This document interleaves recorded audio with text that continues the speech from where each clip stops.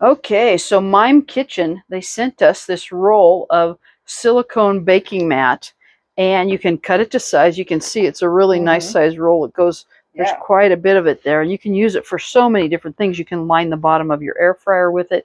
You can use it in a cookie sheet to underneath your cookies to make Yeah. sure they don't stick to the pan. You can cut it to size. It's got these nice grid marks on it so that you can cut it to whatever size or shape you want. Say you had a heart-shaped cake pan, you were going to make a Oh, cake for yeah. Valentine's Day or some other special anniversary occasion, whatever, you could cut this into the size of the heart-shaped pan and then put this in the bottom there, and it's just a nice Yeah. silicone mat. It's heat resistant, and you could use it in as a shelf liner in your refrigerator, Yeah. or put it up in your freezer to help minimize the ice when you have to chunk all the ice off, which we have to do in the RV Right. freezer all the time. Right. You could just, put that up and Ah. it would just pull the ice off of it and just Yeah. pull it out in chunks and stuff. So Yeah.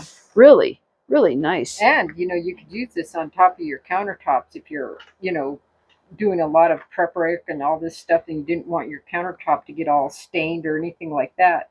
It's thin enough that it's not going to get in your way, but it easy cleanup. You just take it over to the sink and rinse it off, and Right, yeah. yeah. And it's heat resistant, so you can use it to line any of your Oh, pans or my your meatloaf pan. This is going to be great because that gets so hard to once you take the meatloaf out, it's all stuck on there and stuff. So yeah, I'm going to really like that. yeah, we can cut it to whatever size we want. So we appreciate that. Good stuff.